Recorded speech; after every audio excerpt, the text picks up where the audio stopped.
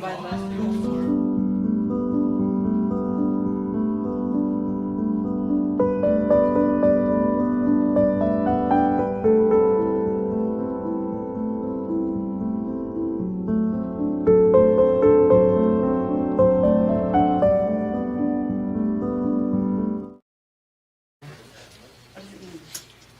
It's a river in Denver. My son Like water name's Rayan. gateway thing. Dean Rayan. Your son? My son, Dean and Rayan, which is the gate for Jannah. Yeah, and So, yeah. Everybody's naming stuff after Jannah. Jannah is also a name. Nobody names their daughter or son Halib or Asad, but there's like... no, I have a friend named Asad. Really? His rivers are milk and honey. Halib. Can you imagine? My son's name is Halib. Halib? Halib. The waiting, this is real life. Can you handle being in here, or do you I like your joke. relax? It's a joke. I could laugh, right? That's not how you Yeah. laugh. I've never heard you laugh. It's a recording on camera, so stop. Never heard me laugh in Jannah. Okay, you're a senior. Act like Okay, it. Oh my God. stand by everybody, we're about to roll. Stand by, lock in. What? That's where you were coming from, Senator. Okay, we good? Yep. Alright. Once the music fades out, then that's your... Here. Okay.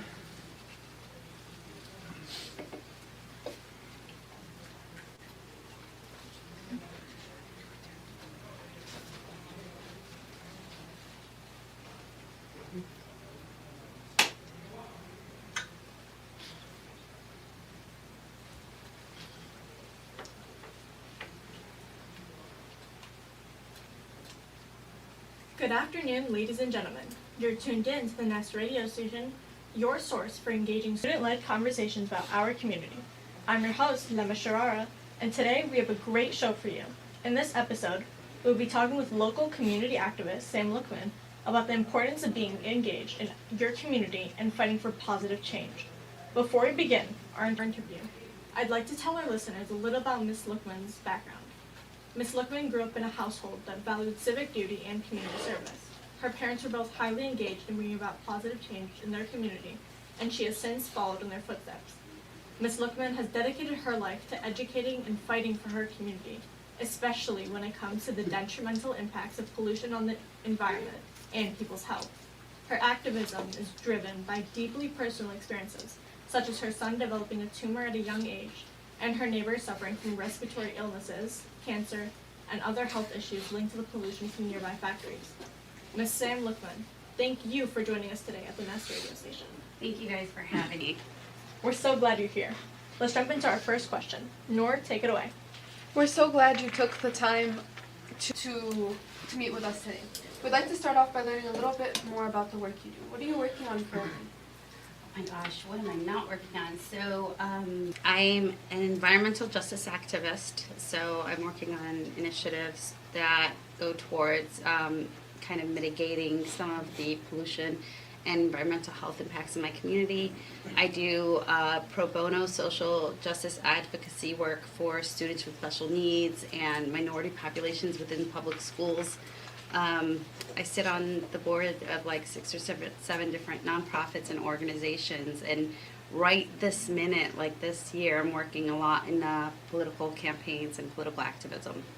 So your work, as you mentioned, your work like focuses heavily on the information and on the environment and how to help mitigate the harmful effects of urbanization and pollution. So like, why is that your passion? Like, what kind of inspired you to go into that line of work? So it wasn't necessarily like a passion. Like I did not, go to high school and college saying, I want to be a climate change activist or I want to fight pollution. And I have no scientific background. I'm not an engineer. I am not a biologist. I didn't study this stuff. I grew up kind of with my dad passed at an early age, but my mom really put me and my sisters and my brother into the forefront when it came to community activism. So we would fight things like the trucking in our neighborhood and ordinance changes and zonings and stuff like that.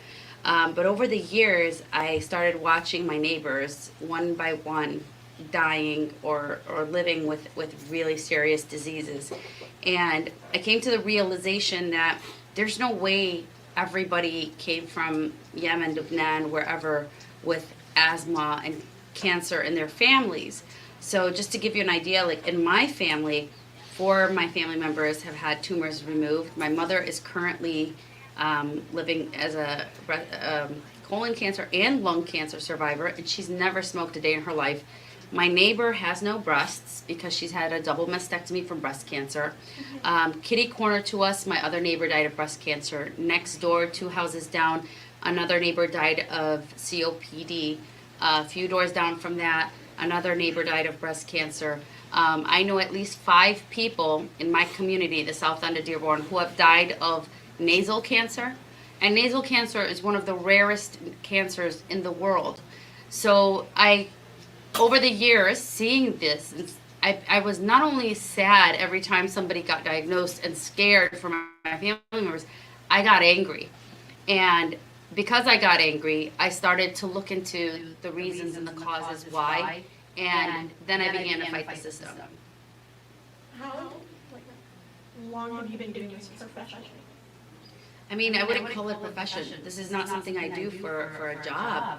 I do this in my spare time. I take off time from work to attend meetings. I do this in the evenings. I go to meetings. I've been doing this, I think the first time I ever was involved in any kind of public advocacy, my mom put my sister and I up at a school board meeting to speak about racism in our school, and I was 16 years old. And then by the time I was 18, I was going to zoning board meetings at the city of Dearborn.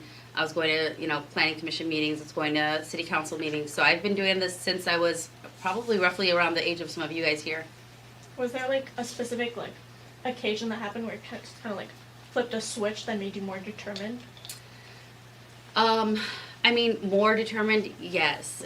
My son, when I'd always wanted to have kids. That was, I'm Arabic, so I was raised like family and having children. That is the dream, right? For us, to have a family and be a mother. And so when I finally got married, and I had my son, he was my dream come true. And then within 6 months, he grew this tumor in his mouth, under his tongue, and it kept growing and growing. It became almost, I think it was larger than his tongue at one point. And so several surgeries later, they had to remove his salivary ducts, like his saliva glands. After that, it didn't hit me at that time, but right after that, I became even more upset. And that was kind of like the wake up moment. That was about 7 years ago. I mean, prior to that, I still advocated for those things, but that really, really set a fire under me to do more work. You were exposed, at a young age with everything going around. Is your son getting that same treatment? You mean exposed as what? Exposed to what's going on around the world and making that change? Oh, exposure to community activism. Yeah. So as a matter of fact, my kids, since they were about the age of 3, have been with me at political campaigns. Like when we go outside and stand outside of a polling booth, holding up signs, passing out flyers. They went door knocking with me when they were 4 and 7. So from an early age, my kids do go and do, campaigning and activism. My son wrote a letter to the mayor, which I took a picture and I kept, and he keeps saying he can't wait for the day where he gets to go to city council and speak in front of the mayor and tell him about shutting the corporations down that are making us sick. Do you think you're trying to involve your kids into what you're doing too? I'm purposely doing that. I learned from my mom. My mom kind of did it, coincidentally, because there just weren't enough hands in the community that were willing to go to meetings. So she would take us to speak up. And, I didn't want to. I hated it. And at your age, I wanted to be hanging out with friends. I wanted to be at parties. I wanted to do whatever young kids do. I hated it. I absolutely hated it. But now I'm purposely doing it to my kids at an even earlier age so that by the time my kid is 16, he loves it. it took me a decade, 2 decades to finally be like, wow, this is a passion. I love going into, like, my mom always says to me, you're so stressed out. This is all stress. And I'm like, Mom, you don't understand. I'm a single mom. I'm in between 4 walls with 2 kids and a sick mother all day. And I'm stressed out from work. I'm stressed out for everything. But for me, when I get to go to a city council meeting or a Dearborn or a school board meeting or whatever, and I just get to let those people have it that deserve it, or I get to go to a corporation meeting and I just unleash on those, I walk out of there like stress-free. Like, I am so happy to have purged all those negative feelings on people that deserve it, on people who can make changes but won't, who are putting money before people. So, you know, it's a good feeling. It's a good feeling. It's become a passion. It's become something I love. How do you like work around those that aren't aware of what they're doing? I think that's the biggest hurdle. So, well, there's 2. In terms of just community organizing, the biggest problem I have, number 1, like I don't have that much time. I need other people that can learn from me or from others and can also step up to the plate. I need other activists. I need other advocates that are willing to speak up or just show up to a meeting. That's the first thing. Just getting people to become activists. And then the second thing is just education to the masses. I can't reach enough people in enough time. And by the time you're teaching somebody that, you know, don't go outside on this day because the air quality is bad on this day, they've already exposed themselves and their family members. I remember during the fires, the wildfires, about a year or 2 ago, the entire community was just smog, completely just smog ridden. And I looked outside and there's kids playing out there. And I thought to myself, oh my God, like, if you knew that playing outside today in 1 year could cause you lung cancer, you would probably tell your kids to get inside. Yeah. So how do you educate those? Those are the 2 strongest, biggest hurdles I have. How do you decide what needs your immediate like attention? Because you can't necessarily wait for someone to die or someone to get cancer. How do you decide that you need to take action right now without it being too late? Well, I mean, yeah, you know, prioritization of your life and your and the activities in your life, you know, really over time you learn that some things are more important than others. And there are some times where I've had to set aside, you know, my family, or I've set aside my other work, or I've set aside other things. Like right now, this to me, being here is a priority because I'm reaching you guys and everybody that's listening to you guys, and I've set aside my work. I've put in vacation time. There are some things that are just more important than others. And I think that just comes, you know, if you don't know how to prioritize that, just ask your parents. I think there's a lot of wisdom behind our parents that we don't necessarily always want to lean on, or ask other people. But I've learned over time that there are some things that are just more important than others. I have a question for you. Sure. Knowing that the local industries, like they never want to change, what can individuals do to make an impact? I know you answered it, but more. Oh man, they don't want to change, but you can make them change. And I've learned that. So like right now, we're suing the steel mill, and they're paying hundreds of thousands of dollars in penalties, and they're going to be monitoring their systems better. They've had to invest over $100 million to replace what we call electrostatic precipitator, but basically they have to replace a component in their steel mill to make sure they're not polluting the air. They are having to buy every single home an air purifier. So what can you do to make changes? By God, there are so many. I've had, like literally, Elizabeth Warren has come to the South End during a presidential campaign. Bernie Sanders came and campaigned in the South End at Salina School. The Attorney General, all of the, I mean, you name it, state reps even from Arizona have come to our community to pass changes, pass laws, federal laws, state laws, environmental, municipal laws, ordinances, etc. What can you do? Oh my God, it's limitless what you can do.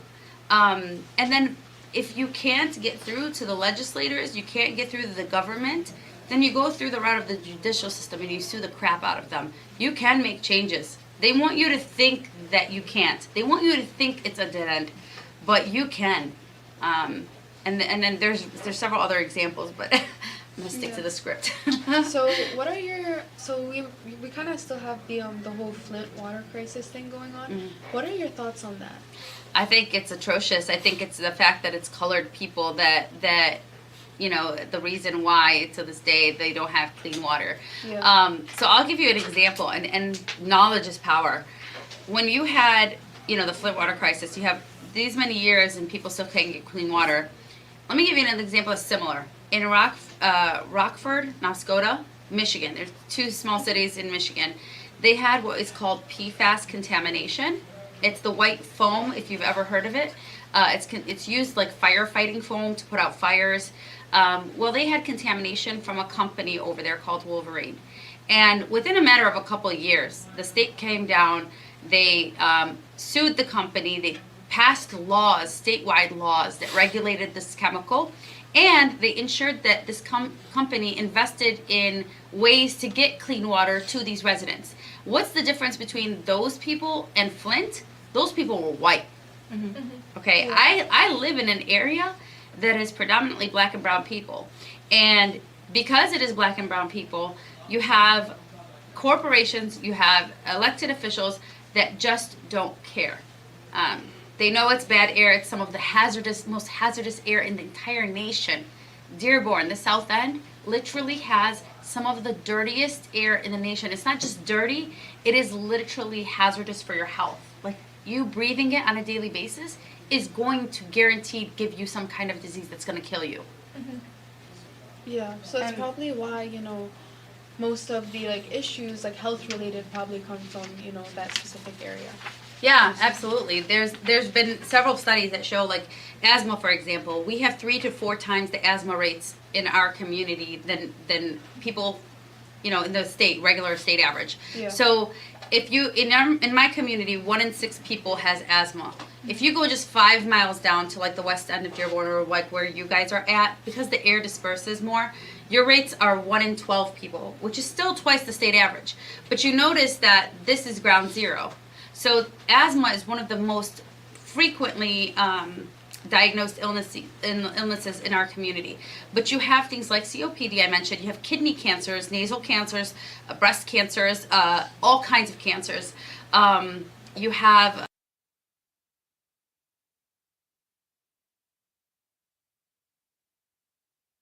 early premature death, just a whole slew of different things that you know it cannot be, you know, it's not in everybody's family. They always tell you, oh, did your father have cancer? Did your whatever? Yeah.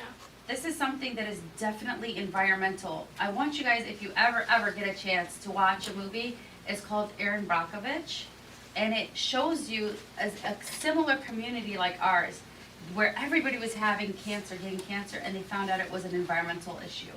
And given the serious health impacts that you've witnessed in your community, what specific actions do you believe like industries and companies should address to their environmental responsibility? So one of the things, again, they don't tell you is that there are ways to limit the pollution that comes out. So right now they're using like fossil fuels or coal, met coke, pet coke, Yeah. if you've ever heard those. Those are coal. If you can imagine the old locomotives that they used to shovel like black coal into the locomotive, that's currently what they're using in our steel making processes today. They don't need to do that. There are new technologies, it's called green steel making processes, that they can use where they don't need to even use coal. They can limit the amount of pollution in the air like that. But what is preventing them from doing so? Money. It costs money to upgrade your system. So what they're doing is essentially saying, your lives are not worth enough. Yeah. Your lives are not worth Like it. they're not gonna put that much effort and money. Right, exactly. Like this electrostatic precipitator, the ESP I mentioned, it cost $135 million to replace it. They replaced it because of the last lawsuit. They could have replaced it 10 years ago. Yeah. Why didn't they? Our lives weren't worth it then. You know, it's all about money. I feel like making those changes though, especially in terms of like with money playing a factor, it takes a long time to get those changes to happen. Are there immediate steps that companies can take right now to change? They can take them, they don't want to. So what takes a long time is for me, someone like me, to build the capacity, the manpower. It takes a long time for me to get the data. It takes a long time for me to get elected officials to be on board and make changes. But can they make those changes immediately? It took them a year to replace the ESP, just 1 year. They can do them immediately. And it doesn't even have to be that. Let me give you an example of another issue, okay? And this is pertaining to like the state government, the city government, the officials in our that we elect, right? And this is why it's so important to participate in elections. And about 20 years ago, in 1999, our community already had some of the worst air in the nation. Our city approved adding a natural gas power plant into our community. So now we have a natural gas power plant in our community that emits formaldehyde and a whole bunch of other carcinogens. But our city government could have said no. And so it doesn't necessarily, you don't have to like, at this point, I'm at a point where it's like, I'm not going to be reactive anymore. I need to be proactive. And I'm going to go to those meetings before anything happens and try to make changes that way. I feel like all of our listeners are more informed right now because I know I didn't know half of these things. Yeah, me either. And it's crazy how many things go like under the rug Yeah. and like aren't presented to the public. And I'm sure everyone will be more likely to get involved now that they're listening. But at this time, we're going to take a short commercial break.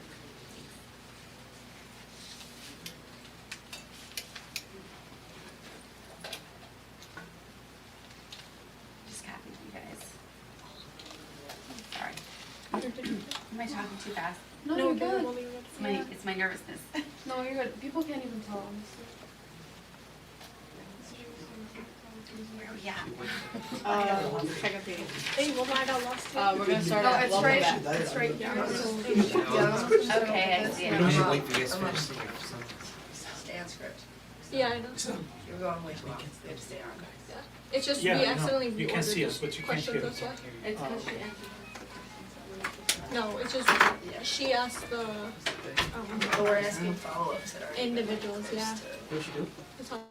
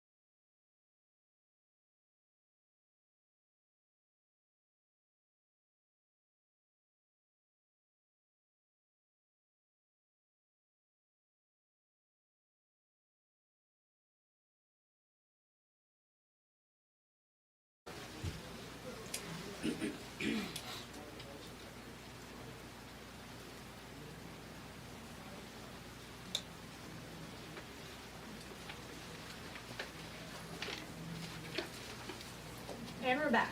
welcome back to the Nest radio station. I'm your host, Lema Sharara. Today we're here with Miss Samraa Luqman.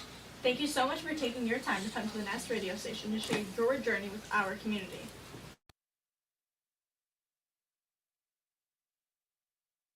Any impactful, beneficial projects around the community?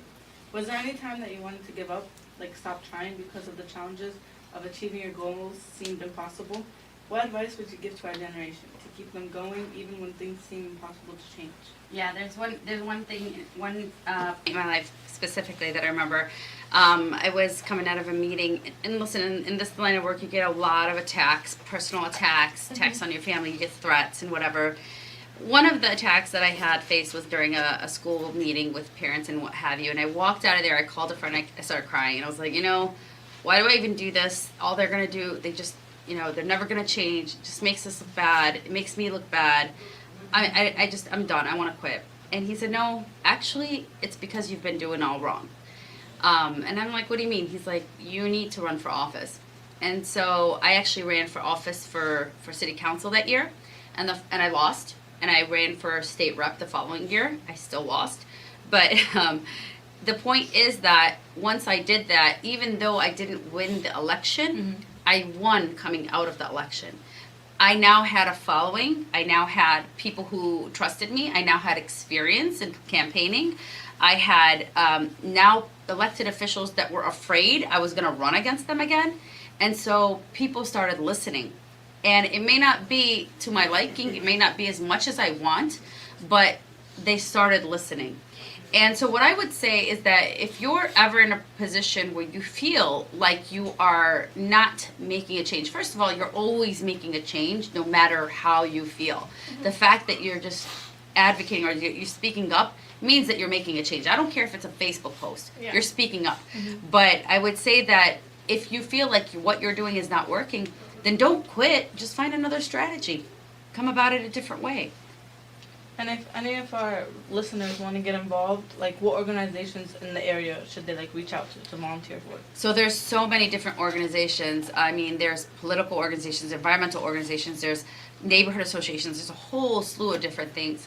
If any of you have time and want to, and you don't know which one to go to, and you have a specific thing in mind, just email me. My name, it's Samraa, Samraa Luqman, Luqman @gmail. Just email me and I'll point you in the right direction. And is there any age requirement or? No, you don't have to have anything. I've had high school students volunteering for campaigns, for different things. Absolutely not. You can start tomorrow if you wanted to. Do you think there is a specific age, though, that would be best for people to start getting involved? Well, You got involved young. Your kids are getting involved young. yeah, Do you think it's ever too late? No, my kids have been campaigning with me since they were 3. So, I mean, it's never too early to start. Never too early. You guys can start, and you actually should start immediately. There are so many different things that you could be advocating for, from the wars or the economy or different social justice issues. Anything and whatever you feel you're passionate about, you should be involved from right now. I feel like when it comes to getting involved or anything like that, sometimes societal pressure can get overwhelming in a way.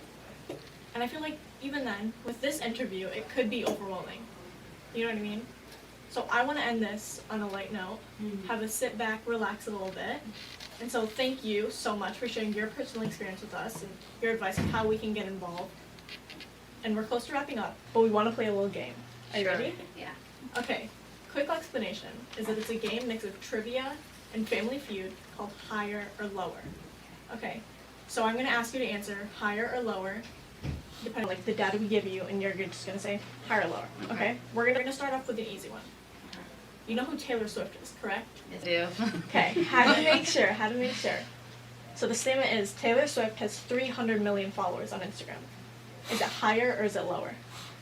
Higher? No. Oh no.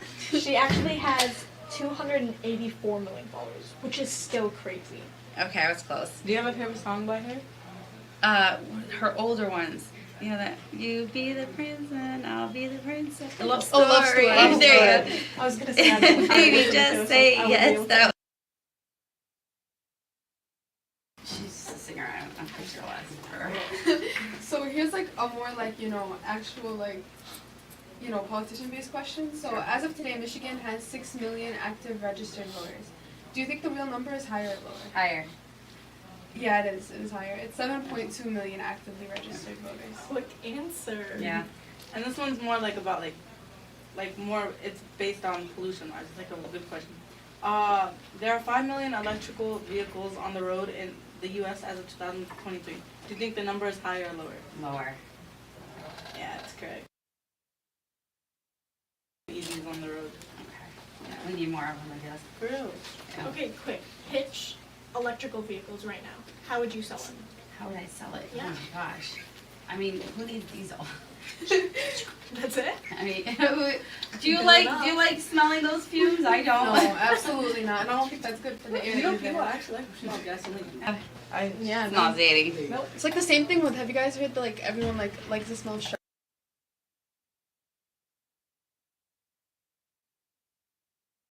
No. Yeah. No idea. Or acetone, like nail polish remover, all that. It's weird. Never like, heard really. that.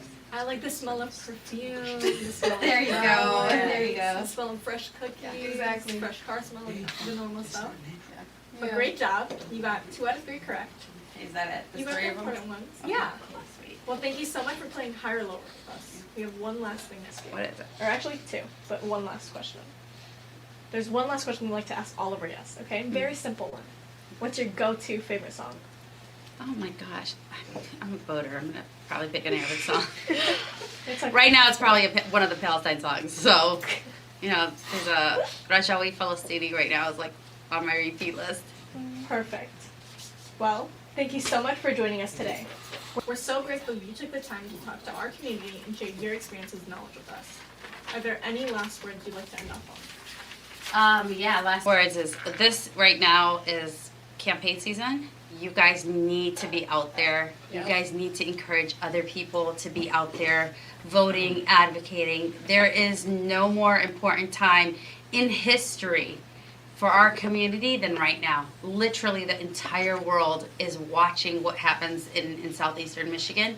And you guys are the next wave. You guys are our representatives. So get out there and do something. Make some Yep. changes. And just remember that this is not the only election that ever exists. Vote in your local elections, vote for legislative, vote for anything. Get involved. Well, that wraps up today's episode on the Nest Radio. Thank you so much for tuning in, and a huge thank you to Sam Luqman for talking with us today. Thank you guys. If you enjoyed today's episode, don't forget to subscribe to our radio station. Leave a review at SIA Radio at starpsa.org and share the station with your friends. We'll be back soon with another exciting podcast and more fascinating discussions. Until next time, be sure to tune in to our live 365 radio feed that's bringing you the best music from today and yesterday. This is Lema Sharara signing off from the Nest Radio Station. Masalana.